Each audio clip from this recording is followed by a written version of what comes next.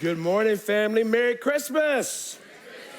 Man, it's good to see everybody. We had no idea how many people would come or not come, and this is one of the things you get when you got an old man for a pastor. I just think you ought to have church on Christmas. And so I just really do. It's just my opinion on that, and a lot of my friends that are pastors, they're not having church today, and I don't think I'm any better than them, but I am, and I don't... I just, I wanted to be here. I think it happens, every 7 years we land on this day. And it's actually a little bit of a break for me because when it happens every 7 years, it means I didn't have to go to my in-laws. No, I didn't say that. I kid. You know the difference between outlaws and in-laws, right? Outlaws are wanted. Anyway, so here we go. Hey, it's good to see everybody, man. I'm glad you're here. I do want to tell you this. This is why we do the whole thing, right? Somewhere in the neighborhood from last night between two services, between 80 and 100 people accepted Jesus Christ. Isn't that awesome? That never gets old, man. That just never gets old. That's why we do this. So today, I got a little bit of a different message from last night, but it's still on Christmas. I think that's important. But today, we're going to focus mainly on the wise men.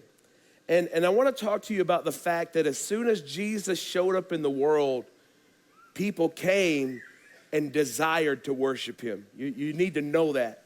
As soon as he was coming, they desired to worship him. Matthew chapter 2, if you have your Bibles, if you don't, I got the free Bible on screen. Verse 1 says, "Now after Jesus was born in Bethlehem of Judea," see, that's why we can't have nice things right there.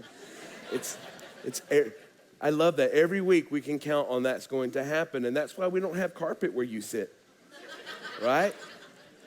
Smart guys. Hey, y'all prayed for us last night while we were having church here. I don't know if you know this, but we're remodeling the buildings next door, and one of the units was out, and it flooded our offices yesterday during church. And so, hey, bummer, but you know what? What did we talk about? Sometimes there's good change, sometimes there's bad change, but God's still on the throne, right? So a little sheetrock work. Look, gives Zach's people a little more work to do, a little more things to do, and $5,000 restoration bill. So if anybody wants to pay for a vacuum cleaner, we'd love to see you after church. Anyway, Matthew chapter 2, verse 1 says this. "Now after Jesus was born in Bethlehem of Judea in the days of Herod the king, behold, wise men came from the east came to Jerusalem." Notice they came to Jerusalem before they went to Bethlehem. That's important. I don't want you to miss that. "Saying, where is he who has been born King of the Jews? For we have seen his star in the east, and we have come to worship him." When Herod the king heard this, he was troubled, and all Jerusalem with him. It's crazy that a little baby messed up a whole nation. Guess that out. "And when he gathered all the chief priests and scribes of the people together, he inquired of them where the Christ was to be born. So they said to him, in Bethlehem of Judea, for thus it is written by the prophet," which is in Micah chapter 5, if you ever want to check that out. "But you, Bethlehem, and the land of Judah, are not least among the rulers of Judah. For out of you shall come a ruler who will shepherd my people Israel." Then Herod, when he had secretly called the wise men, determined from them what time the star appeared. And he sent them to Bethlehem and said, "Go and search carefully for this young child. And when you have found him, bring back word to me that I may come and worship him also." I want you to keep in mind, he didn't want to worship the baby. He wanted to kill the baby. You need to know that. He didn't want to worship the king. He wanted to kill him. Verse 9. "When they heard the king, they departed. And behold, the star which they had seen in the east went before them till it came and stood over where the young child was. When they saw the star, they rejoiced with exceedingly great joy. And when they had come into the house," notice it was a house, not a stable. I'm going to mess up with your nativity scene here in a minute. People, you done messed my Christmas up, bless Jesus. Watch this. "They saw the young child." Child, not a baby. Oh, people are like, we got to get a new nativity right now. "With Mary his mother, and they fell down and worshiped him. And when they'd opened their treasures, they presented gifts to him, gold, frankincense, and myrrh. Then being divinely warned in a dream that they should not return to Herod, they departed for their own country another way. So we know these guys came to worship Jesus, and I want to point out three things about their worship, then we'll get out of here this morning. Here's number one, if you're a note taker. It was expected worship that these guys had. In other words, they came expecting something to happen when they entered into the presence of the King. Every Sunday when you come to church, you ought to come with an expectancy that God is going to do something when you show up, that you leave bitter and different than the way you came. Can you say amen? It ought to change that way every week. And these guys, I don't know if they probably traveled 1,000 miles. And they came from the east. They were magi, which means that's where we get our word magic from. They were magicians, they were astronomers, they were astrologists, probably sorcerers, okay? And these particular guys were probably believers, and I'm going to show you why I think that, but let me show you a few scriptures on the Magi. Daniel chapter 2. Then the king gave the command to all the magicians, the astrologers, the sorcerers, and the Chaldeans to tell the king his dreams, so they came and stood before the king. Now, I don't want to be too hard on these guys because they were born with a hunger to know the supernatural. And if you weren't a part of Israel and you didn't know about God, they found other ways to express their hunger. That's why some countries or cultures still have witch doctors, that still have sorcerers to this day, fortune telling, horoscopes, because these people have a desire for the super. You were created for a desire for the supernatural. You need to know that everybody on this planet was created with that desire. How you fulfill that desire makes all the difference in the world. Now let me tell you something about these guys. Many theologians believe that Balaam was hired because he was a magician, but he was hired to curse Israel by the king of Moab. And when they were coming through the wilderness, when they were coming through the wilderness, many theologians believe that he was the father of the Magi. Balaam was. And when he came to curse Israel, God wouldn't let him. And many people don't know this, but Balaam was the first person to prophesy about the star. Watch this. This is so cool. So it's possible that this is where these wise men learned about the star, was being in a meeting that had nothing to do with Jesus. Isn't it crazy that you can be at the wrong place at the right time? Isn't it crazy that God can set you? Some of you may have got set up this morning. You may have got dragged to church. You said, I don't want to be here. My mama brought me, my grandma. Despite the fact you're already here. You got set up. I want you to know that's when my first drug problem started. When my grandma drugged me to church, bless God. It's a true story. I didn't want to go. They were mean at my church. They were pinching people for talking and that little fat under your arm. And then you'd get thunked. My dad would thunk me. Y'all ain't never got, anybody here ever been thunked in the head? Okay, see, I was raised right. I just want to make sure. Anybody ever got that little fat pinched under your arm? It's going to be at least 65% Hispanic ought to be raising your hands. At least that amount of, there we go. All the Hispanic people know it. How many of you got hit in the head with a chancla? Let me see that right. Okay, there we go. Here we go. This morning on the way to church, by the way. Anyway. So it's possible that that's where they got this information, was being at the wrong place at the right time. Numbers 24 says this. I see him, capital H, notice that, but not now. I behold him, but not near. A star shall come out of Jacob. A scepter shall rise out of Israel. This is Balaam prophesying about Jesus. So these Persians, they go back to Balaam and they find that he can't curse Israel because of their God, that their God is actually blessing them and their God is actually prophesying over Israel. You got to remember, in the days of Esther, Persia had taken over and they were going to kill Israel, and God rescued them through Mordecai and Esther. God rescued the Jewish people through them. So when these Persians are studying their history, they now know, they recognize that the God of Israel is a God that takes care of his people, that he's a God that protects his people and rescues them. And so in Daniel, when they're in Babylonian captivity, watch this, it was the Persians again. Those Persians, the Magi, in Daniel chapter 2, they couldn't interpret their dreams, but they found a Jewish man that could do it, a Jewish man who got rescued out of a lion's den by the name of Daniel, and 3 other Jewish men that got rescued from a fiery furnace. Come on, they were Cajuns. Shadrach, Meshach, and Abednego. That sounds like Cajuns to me. Come on. I don't know where I come up with this mess. Y'all need to pray for y'all's pastor.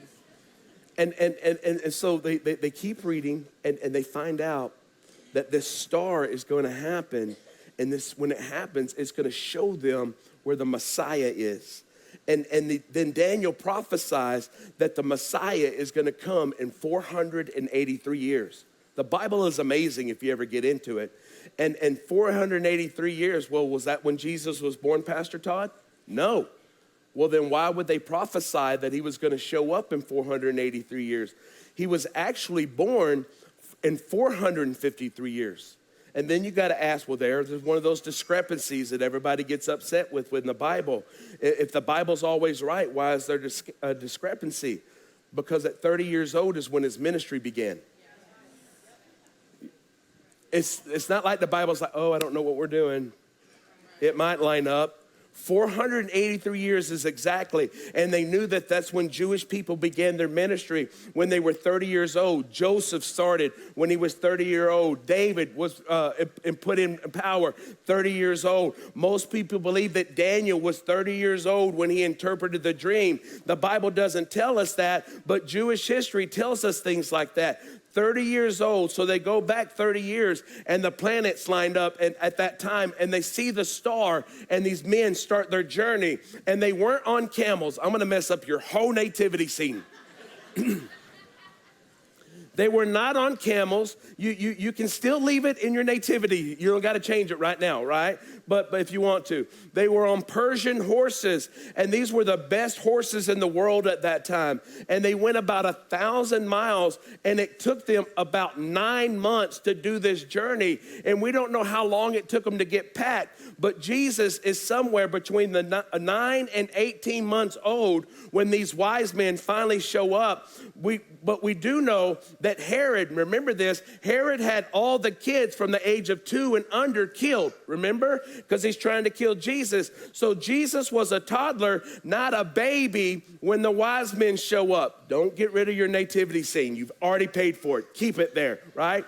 And so when they come, these wise men were not at a stable. The Bible said very clearly when they came into a house. They saw the young child, not a baby. And I'm a big fan of the nativity scene. And I believe they belong everywhere. I think they belong on government property. I'm just going to throw that out and say that. But here's the point. It had been passed down for hundreds of years about this Messiah. And the Persian men traveled 1,000 miles to get in his presence to worship him. Let me ask you this. If these men made that much effort to get into his presence, shouldn't we make a little effort when we show up on Sunday? If these guys will go 1,000 miles, shouldn't we be willing to travel 15 miles to get to church? I'm just throwing that out there for you. They were expectant. You should have an excitement that starts floating to the tops of your heart around Thursday or Friday. You're like, woo, Sunday is coming. I can't wait till Sunday gets here, that you're going to get to enter into God's presence with God's people. I want you to know you can enter his presence every day, but there is something different about entering his presence with all of his people. That's why heaven is going to be so wonderful when we get to heaven. Every color, every nation, every tongue will be there worshiping the same God, and we'll all speak the same language. Listen, I know that when people come to church, they like the message, but let me tell you something. The message is just icing. The cake is the presence of God. We're not just singing, we are worshiping from our hearts. So they had expectant worship. Here's number 2. They had expressive worship. Matthew 2:10, when they saw the star, they rejoiced with exceedingly great joy. And when they had come into the house, they saw the young child with Mary, his mother, and they fell down and worshiped him. They rejoiced with exceedingly great joy. The Bible could have just said they rejoiced. That's the verb, but then it adds they rejoiced with joy. So that's not just regular joy, but great joy. Are you hearing what I'm telling you? And not just great joy, Adolph, exceedingly great joy is what these people had. They expressed their worship. Then it says they fell down. This is not the word for bend or bow. It's a very uncommon word in the New Testament. In the Greek, it literally means to fall down violently and to be shattered. My God, help me get this out. To be shattered. It actually refers to a building collapsing on itself. These men walked into a house. They saw a toddler and they fell down violently and they were shattered in the presence of a holy God. When you come to church, it ought to affect how you leave this. You ought to be like a building that collapses on itself. These were not unintelligent men. They were some of the wealthiest, intelligent men of the day, and they collapsed. They weren't worried about their credibility. They weren't worried about what people might think or what they were going through. All they knew is they were in the presence of a king, and his presence demanded something from them. God help us that when we come to church, we still have that kind of exceedingly joy. I don't think I want to come to church and it doesn't affect me. I don't think I want to come to church where I can fall asleep. I've been to that church, slept through it, I think. I'm just saying it wouldn't be a bad idea every now and then to be shattered in his presence.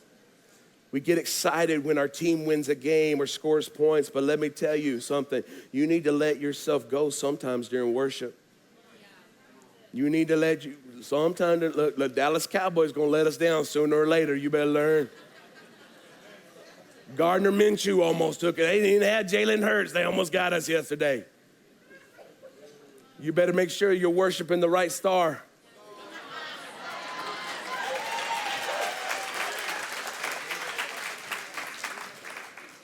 We're worshiping the King.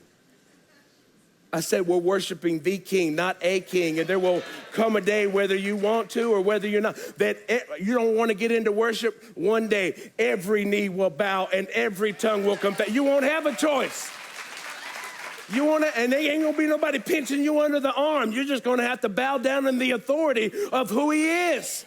It's just going to show up. Psalms 47 says, oh, clap your hands, all you people, shout unto God with a voice of triumph. Psalms 95:1, oh, come, let us sing to the Lord. Let us shout joyfully to the rock of our salvation. Let us come before his presence with thanksgiving. Let us shout joyfully to him. Oh, come, let us worship and bow down. Let us kneel before the Lord our maker. Psalms 134:2, lift up your hands in the sanctuary and bless the Lord. These are scriptural expressions of your heart. This ain't a Baptist thing. This ain't a Methodist thing. This ain't a Catholic thing. This ain't a Pentecostal thing. This is a Bible thing. It's a Bible thing. Listen, I know not everybody grew up in church, but I just gave you Bible for how it's okay to get your groove on when you come to church. It's okay to get your expression on when it's a normal expression to get a little dance going on. Now watch how you dance, and I know some of y'all just come from the club. We don't need that type of expression. Be babies being made in 9 months. Bless the Lord. Come on. See, y'all not ready for me. I can tell y'all not ready. What? This pastor's crazy. I'm not coming back next week. Well, I'll see you next year at Christmas then. There is something that changes in you when you're expressing your love to God and you're not worried about what other people think. Think about how many of you don't care if other people don't like whatever football team you like. You will get up in their face and prove it. You will talk smack on Facebook, social media, Instagram, all of it, you blowing them up. We shouldn't care what people think about our worship when we get here. And they can roll their eyes at you if they need to roll their eyes at you. They can say it doesn't take all of that to get through a worship service. But for some of you, they don't know what kind of hell you had to fight just to show up to be here. They don't know who's sick. They don't know who's barely making it. They don't know that you're praying that your bills come through. They don't know that you're praying for your health to come through. So if somebody's got to roll their eyes, let them roll up in the back of their head. But I refuse to let you dictate to me how I worship my God.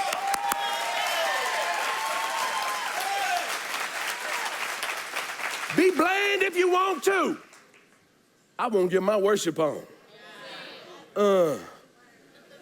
I'll be glad when we get all cultures up in this church. Every culture. I grew up on the east side of Lubbock. That's the best church to go to is black church. You better bring you some crackers, though. You're going to be in that mug a little bit. They ain't gonna, look, we finna get out. They are not going to make Christmas lunch at the black church this morning. They are having Christmas dinner. First time I went to the Potter's house at T.D. Jakes' church, like hour number 3, I was like, there you go. Bishop just on point number 1. The choir still got to come back twice. Got to take up another offering. I ain't lying, though. I loved it. It was my favorite thing to go. Pastor Trish was like, I should have put a hot dog in my Louis.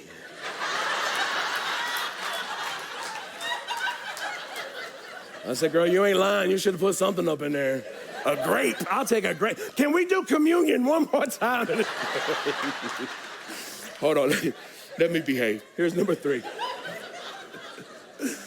Oh, shoot. That's that Dunbar Panther coming out of me right now. Number 3, they had extravagant worship. Extravagant worship. Matthew chapter 2. And when they had come into the house, they saw the young child with Mary, his mother, and fell down and worshiped him. And when they had opened their treasures, listen to that word, their treasures, they presented gifts of him, to him, gold, frankincense, and myrrh. The gifts had prophetic significance that these men probably didn't even know what they were doing. Gold represents royalty. Frankincense represents divinity. Myrrh represents humanity. His humanity, divinity, and his royalty. That's what they represented prophetically. I hope you're catching this. And the reason the Persians brought this is because this was the best 3 resources that Persia had to offer.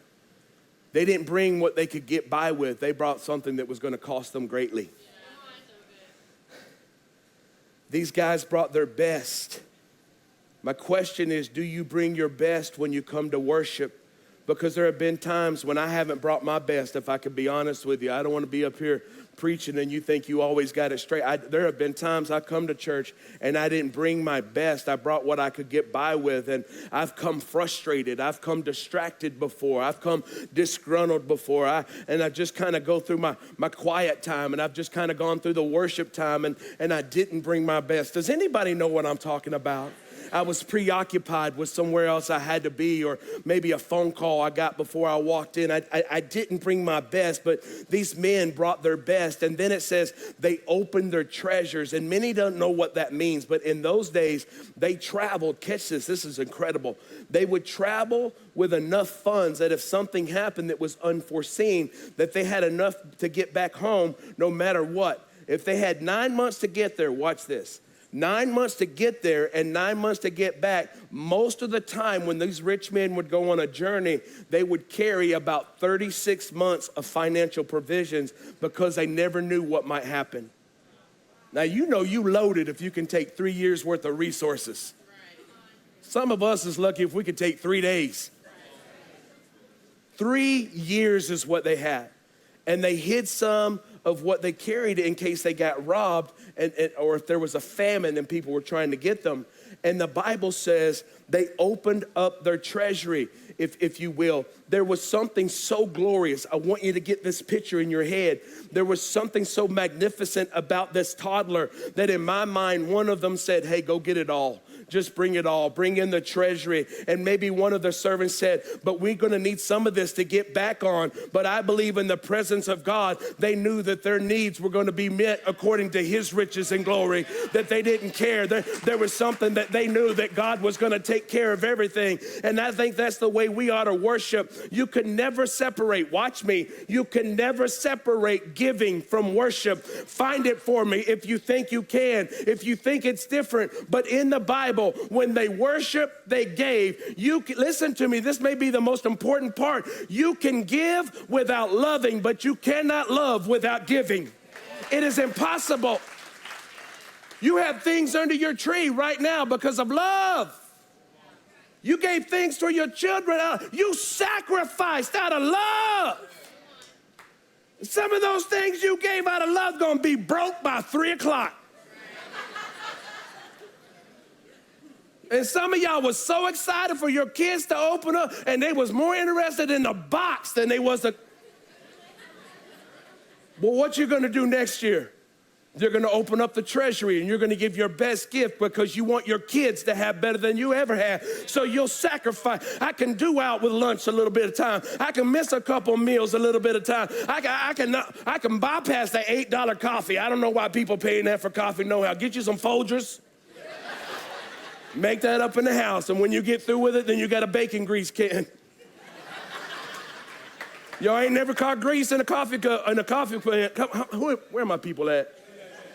Y'all help the bougie people that don't know what we're talking about. People up in it, what is he talking? What is he saying? What is he saying? I'm just saying, man, you can give without loving, but you cannot love without giving. It just comes out of you. And I don't point people out, but I say this a lot.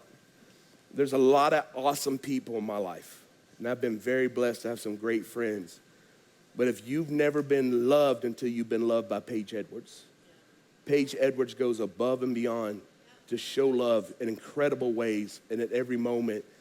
And that's the greatest, I'm telling you, when I think of examples of loving people and giving, you're the greatest example that I've ever met. I am 52 years old, and you are the greatest example that I've ever met. I learn lessons from you all the time, just watching how good you are to me. And mostly I like it because I'm usually the beneficiary and stuff. Okay, so they gave an offering. I'm almost done. And they gave sacrificially. And if you want to go to a new level in your worship, go to a new level with your giving. I said, if you want to go to a new level in your worship, go to a new level in your giving, and that's what these men did. One last thing about these men. Remember, they came to Jerusalem, and they said, where is he who was born King of the Jews? Remember, I told you that was important. Don't forget that when I was reading it a while ago. They said, where is he that was born King of the Jews? They figured he would be in Jerusalem, and they had to get their Bible out. It wasn't even written there. Anyway. And see, the Bible says Bethlehem. But remember verse 12 then. Then is an important word because it means after they worshiped.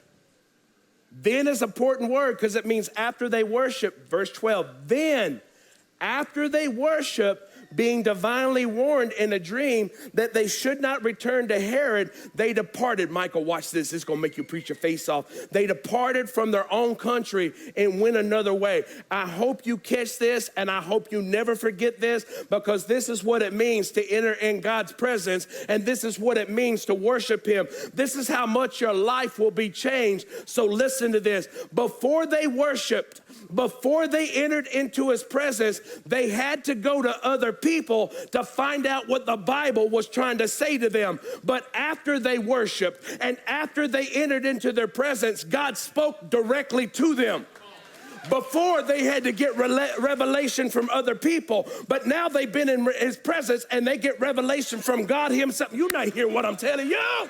It came straight to them. If you're not a worshiper, you will always have to say to somebody, what is he saying? What does this mean? But once you get in the habit of entering God's presence on a regular basis, God will begin to speak to you directly, and you don't have to go to anybody else because you know it's on the inside, you know. But if you're not in his presence, you'll always be wondering. Dwayne, good to see you, man. Good to see you. If you're not in his presence, you'll always be wondering. If you're not in his word, you'll always be asking. And there's nothing wrong with asking. I get that. We all have questions. But you don't have to ask anybody. God wants to be intimate with you. But it doesn't happen without worship. And some of the hardest people to get to worship is men. We got his ego we got to protect. These men fell down violently, shattered. And you're going to bow up in his presence. Can I tell you, sir, one of the greatest things you'll ever do is to let your kids see you worship? Can I tell you, one of the most powerful things you'll ever do is to let your wife see you worship? How can she be led by somebody she don't even know how to? You want to be the man of the house, and that also means to be the man of his presence. You can't just pick and choose when you want to blow up. You can't pick and choose when you want to be machismo. Well, this is culture. No, it's bigger than culture. This is presence. And I'm telling you, and this is not about this, but I will tell you, there is nothing ever more attractive to a woman than a man that knows how to lead her into the presence of God. You ain't got to go buy roses and champagne and stuff. You just throw up a little worship stuff. Ooh, look at you. Look at my man. Won't he do it? Won't he do it? Bless the Lord. Hurry up with this church service. We got things to do. Mistletoe was waiting on us up at his house. But when was the My wife is on the front row just going, I'm just getting started. Turn off the light. Light a candle. Baby. Hold on, I got to finish this altar call right quick. When was the last time you came to church and you just abandoned? You didn't care what people thought. Some of you are going through some struggles. Some of you are going through some hard. So this Christmas is different this year than last year. There's people that were at Christmas last year that won't be here this year. Some of our family members are no longer with us. And that's hard to figure out how to do Christmas and how do you continue on. And the only way you can do that is to be in his presence of the Lord. That's the only way. I'm telling you, my dad would be gone 6 years. And it doesn't get any easier. I would love to, I hate when it'll get easier. It doesn't get easier, okay? And people will tell me, as the days go by, it'll get easier. Here's what I'll tell you. The days don't get easier. The only thing that makes it bearable is time spent in his presence. Time spent in his presence, because when I'm in his presence, then I kind of lean on that Hebrews thing that we're surrounded by such a great cloud of witnesses. And that means the saints of God that have gone on before us. So when I'm worshiping God, I know my dad's in my closet worshiping God with me. You're not understanding what I'm saying. And I don't want to miss that moment. But I don't want your hearts to be grieved today. I want you to leave with something better than what you came with. So I want you to bow your heads. And I just want you to ask the Holy Spirit, what's he saying to me today? What is my takeaway?